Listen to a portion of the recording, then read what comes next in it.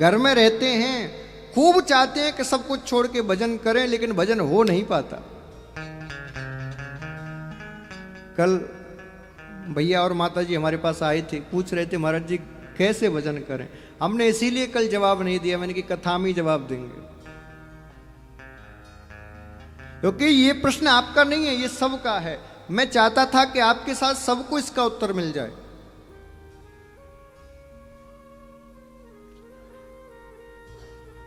देखो, एकदम प्रैक्टिकली बात करूंगा मैं। किसी के पास धन हो, उसने मेहनत से कमाया हो, और उससे कहो कि तू धन छोड़ दे, तो सच सच बताना, क्या वो छोड़ पाएगा? नहीं छोड़ पाएगा। कब तक? जब तक वो अपने धन को अपना समझेगा। आपके हाथ में मैं 10 किलो सोना दे दूं और कहूं ये मेरा सोना है, तुझे जो इच्छा लगे वो कर, तो आपको किसी व्यक्ति को देने में कष्ट नहीं होगा। क्यों? क्योंकि आपने उसको कमाया नहीं, आपको ये नहीं पता कि इसके कमाने में मेहनत कितनी लगती है, इसलिए आपका मोह उससे ज्यादा नहीं है। दूसरी बात, हम जिन व्यक्तियों के साथ रहते हैं, जिस वस्तु के साथ रहते हैं, उससे हमारा अटैचमेंट हो जाता है, और उस व्यक्ति वस्तु को छोड़ना बड़ा कठिन होता है। तो कैसे छोड़े महाराज? फिर आप कहते हो बिना छोड़े उद्धार नहीं होगा, और छोड़ी जाती नहीं, करे क्या? उसका एक उपाय है। देखो, एक व्यक्ति, एक राजा था, सुनो ध्यान से सुनना। तो शराब का बड़ा शौकीन। अब कोई भी संत आता और संत कहते कि शराब मत पिया कर, शराब की बुराई बताते, और जैसे ही राजा को पता चलता कि कोई शराब की बुराई कर रहा है, तुरंत उसको लेके जेल में डाल देता। बोले मेरी प्रिय वस्तु की बुराई कर रहे हो, शर्म नहीं आती? तुरंत जेल में डाल देते। अब सब कहें बोले कैसे सुधारा जाए? तो एक कोई हमारे जैसा बावरा पागल संत पहुंच गया और चौराहे पे खड़े होकर शराब के गुणगान करना शुरू कर दिया। शराब इतनी अच्छी है, इसको पीने से ये होता है, वो होता है, संसार की टेंशन दूर हो जाती है, और गुणगान करना शुरू कर दिया। अब जैसे ही राजा को खबर लगी कि कोई संत आया और शराब की बड़ाई कर रहा है, तो प्रसन्न हो गया। बोले पहली बार कोई ढंग का आदमी मिला है। तो बुलाया, बोले आओ महाराज। और महाराज सोने की थाली में भोजन कराया, 56 भोग और चरण धो धो के पिए। पहली बार सच्चा संत मिला। हाँ, मेरे मन का सा है। बोले राजन तुम शराब पीते हो? शराब तो अच्छी बात है, पीनी चाहिए, पियो खूब। लेकिन राजन आपने मुझे भोजन कराया, दक्षिणा चाहिए मुझे। अच्छा महाराज क्या दक्षिणा चाहिए? बोले दक्षिणा केवल इतनी चाहिए, मैं तुम्हें शराब पीने से नहीं रोकूंगा, याद रखो। अच्छा तो क्या दक्षिणा चाहिए? बोले तुम जब भी शराब पियो तो जिस गिलास में तुम शराब पीते हो, मैं अपनी एक माला दे रहा हूं, ये हजारिया माला है, ये 1000 दाने की माला है, इसको ले लो और रोज एक दाना तोड़कर इस अपने शराब के गिलास में डाला करो, और याद रखो उस दाने को निकालना नहीं है। बोले महाराज इससे क्या होगा? बोले सिद्ध माला है, जब इस माला के दानों को तुम शराब में तोड़ तोड़ के डालोगे तो एक तो शराब का स्वाद बढ़ जाएगा। बोले वाह। दूसरा तुम्हारे लिए स्वास्थ्य के लिए लाभदायक जड़ी बूटी है ये। अच्छा तीसरा? बोले तीसरा तुम्हारा काम करने में मन लगेगा। बोले वाह, उल्टी सीधी बात पढ़ा दी। अब गलत व्यक्ति को सुधारने के लिए कभी कभी झूठ भी बोलनी पड़ती है। बोले रोज एक मालिया तोड़ के डाल। बोले ठीक, और सुन शराब पीना बंद मत करना। बोले महाराज पहली बार तुम हृदय छू लिया तुमने, पहली बार कोई ढंग का संत मिला। अब पहले दिन हुआ एक मनिया तोड़ के डाला, दूसरे दिन 2 हो गए, तीसरे दिन 3। अब देखो जैसे जैसे उस गिलास में वो माला के दाने जाएंगे तो जगह घेरेगी माला का दाना, उतनी शराब धीरे धीरे कम होती जाएगी। अब प्रैक्टिकल करके देखो, एक गिलास में पानी लो और फिर धीरे धीरे उसमें मोती तोड़ तोड़ के डालो, तो जैसे जैसे मोतियों की संख्या बढ़ेगी पानी कम होता जाएगा। संत ने कितना अच्छा दिमाग लगाया कि मैं इसको एक बार में कहूं कि शराब छोड़ दे तो नहीं छोड़ेगा। धीरे धीरे रोज एक दाना डाल, उससे क्या होगा, तू शराब तो पिएगा लेकिन रोज थोड़ी थोड़ी थोड़ी थोड़ी मात्रा कम होती चली जाएगी। और धीरे धीरे महाराज करते करते करते करते दाना डालते डालते डालते डालते एक समय वो आया कि ऊपर तक शराब वो गिलास दानों से भर गया। अब शराब कितनी आई, 1 बूंद 2 बूंद 1 ढक्कन। धीरे धीरे किसी वस्तु को छोड़ो तो वो छूट जाती है, एक बार में कहो कि छोड़ दो तो नहीं छूटती। और एक समय वो आया कि उस राजा ने शराब पीना ही छोड़ दिया, शराब पीना छोड़ दिया उस राजा ने। अब बताओ, वो संत आके डायरेक्ट कहते शराब पीना छोड़ दे तो जेल में सड़ना पड़ता। ठीक उसी प्रकार यदि आप इस संसार को छोड़ना चाहते हो, गृहस्थ को छोड़ना चाहते हो, तो पहले आपको सनई सनई सनई सनई अपने संबंधों को त्यागना पड़ेगा। जो गृहस्थी से आपका मोह है उससे दूर होना पड़ेगा। अब उसके लिए मैं प्रैक्टिकली उपाय बताऊंगा आपको। पहली बात, जिनकी उम्र 50 वर्ष से कम है वो इन उपायों को मत करना। ये उपाय केवल उन लोगों के लिए जो 50+ हो चुके हैं। हाँ, क्योंकि गृहस्थी का मोह 50 वर्ष तक नहीं छोड़ना चाहिए। यदि 50 वर्ष से पहले गृहस्थी का मोह छोड़ दोगे तो गृहस्थी को कौन संभालेगा, बर्बाद हो जाएगा परिवार। इसीलिए 50 वर्ष के बाद वाले व्यक्तियों के लिए नियम है ये। अच्छा देखो, 50 के बाद कौन सी संख्या आती है? हाँ, 51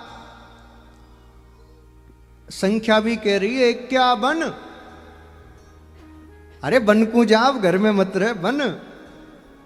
52 संख्या भी कह रही है अब घर को छोड़ बन को जा। दूसरा अर्थ इसको जरा अच्छे से कहो, 51, यानी कि संख्या कह रही है 51।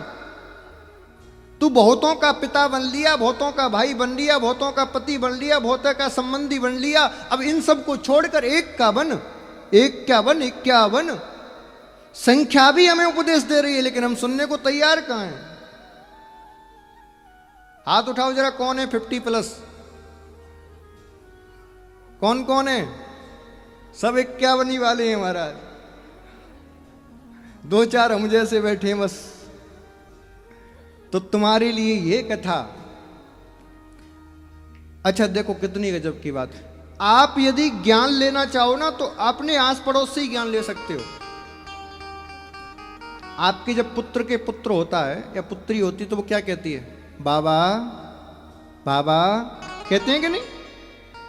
एक संत ने कितना अच्छा कहा, बोले अपने इस बुढ़ापे पर कुछ तो तरस खाइए, अपने इस बुढ़ापे पर कुछ तो तरस खाइए। अरे नाती कहने लगा बाबा अब तो बाबा हो जाइए। नाती भी कह रहा है बाबा बाबा अब तो बाबा हो जाओ, लेकिन हम होते नहीं।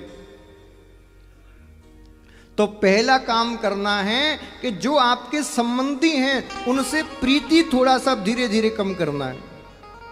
अब प्रीति कम कैसे करें पूरा बताऊंगा मैं आपको डिटेल में, जो आप कर सको उतना बताऊंगा।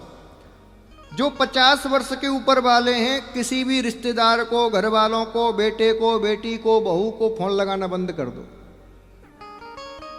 हाँ, प्रीति कम करने का पहला फॉर्मूला है। फोन लगाना बंद कर दो, मोबाइल को उठा के अपने बच्चे को दे दो, बोले मुझे नहीं चाहिए अब ये।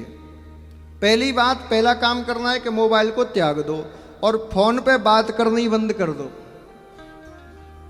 उससे क्या होगा देखो, जैसे ही आप फोन पे बात करना बंद करोगे तो आपकी पुत्री, आपका बेटा, आपके रिश्तेदार क्या कहेंगे?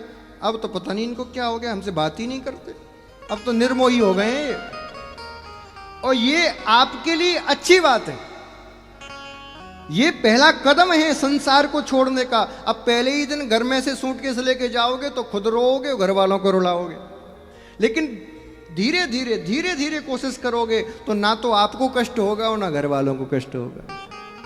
तो पहला उपाय क्या करना है? मोबाइल को लेके व्यासपीठ पर चढ़ा देना है। हाँ और क्या, अब बेटे को देने से अच्छा यहाँ दो तो कुछ काम आए वो। बेटे को तो सब दे के जा ही रहे हो महाराज। दूसरा उपाय ये करना है कि किसी भी गृहस्थी से, परिवार वालों से, रिश्तेदारों से बात करना बंद कर दो। तीसरा उपाय करो, संकल्प ले लो कि कभी भी बाहर में खाएंगे ही नहीं, बाहर का भोजन नहीं करेंगे। उससे लाभ क्या होगा, जैसे ही तुम संकल्प लोगे कि बाहर का भोजन नहीं करेंगे तो शादियों में जाना बंद हो जाएगा तुम्हारा। और उससे जिसके वहां जा रहे हो उसको बुरा नहीं लगेगा। क्यों नहीं लगेगा, बोले इन्होंने तो कथा के बाद संकल्प ले लिया कि हम बाहर का खाएंगे नहीं, तो भैया इनसे हम कुछ कह भी नहीं सकते, तो वो बुरा भी नहीं मानेंगे। शादियों में, संबंधों में जाना बंद कर दो। बोले अब जहां भी जाएगा मेरा बेटा जाएगा, मैं नहीं जाऊंगा। दो उपाय हो गए। पहला बात करना बंद, दूसरा शादियों में, संबंधों में, पार्टियों में जाना बंद। अब तीसरा, जिस गद्दी पर बैठे हुए हो, जो सेठानी जी ने चाबी टांग रखी है कमर से, जो सेठ जी ने महाराज तिजोरी की लॉक और सारे अकाउंट अपने नाम करा रखे हैं, वो सारे बेटे के नाम कर दो। सारी प्रॉपर्टी अपने बेटे के नाम कर दो और सेठानी जी चाबी लेके बहू को दे दो। हम कहेंगे हमें दे दो तो कष्ट होगा, हाँ ब्राह्मणों को देने में तो वैसे ही कष्ट होता है। बेटे को देने में कष्ट नहीं होगा, क्योंकि उसको ना तो एक दिन देना ही है। तो बेटे को दे दोगे तो वो कष्ट नहीं होगा, वो देना तो है ही, इसीलिए आज ही दे दो। बेटा अपने अधिकार से छीने इससे पहले हम अपने आप ही दे दें तो ज्यादा अच्छा है। कोई हमको अपने पद से जबरदस्ती हटाए, इसमें हमारी बेइज्जती है, लेकिन हम अपनी खुशी से पद को त्याग दें तो इसमें हमारी भी इज्जत बनी रहेगी और पद की भी इज्जत बनी रहेगी। समझ में आ रही है बात? बहू जबरदस्ती चाबी को छीने इससे पहले ही संभला दो, लो बहू तुम पकड़ो।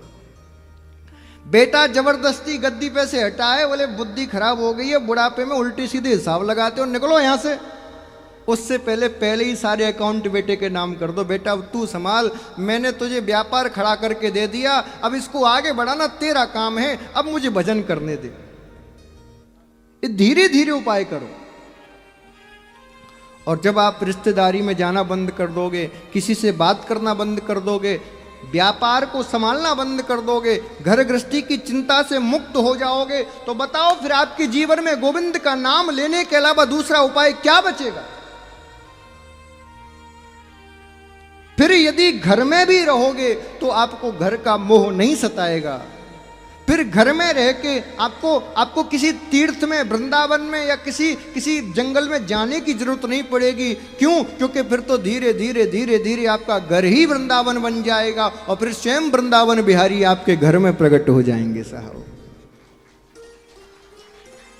ताली तो बजा ली, घर में जाके चाबी कौन कौन देगी ये बताओ? ताली तो ऐसे बजाते हो, अब इसी मत महाराज जी अब आज ही छोड़ दिया सब कुछ।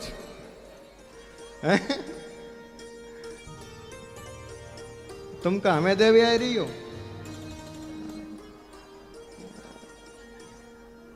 बंधुओं जी ये उपाय है। अच्छा एक बात बताओ, मैं आपको शास्त्रीय उपाय बताता तो कर पाते? मैं आपसे कहता कि नहीं बस ध्यान लगाना शुरू कर दो, ओम का उच्चारण करो, 4 घंटे बैठ के आसन लगाओ, तो कहेंगे महाराज जी 2 जमीन पे तो बैठ के भोजन नहीं होता, तुम आसन लगा नहीं कह रहे हो। लेकिन जो मैंने उपाय बताया उसको कर सकते हो। सनई छोड़ो,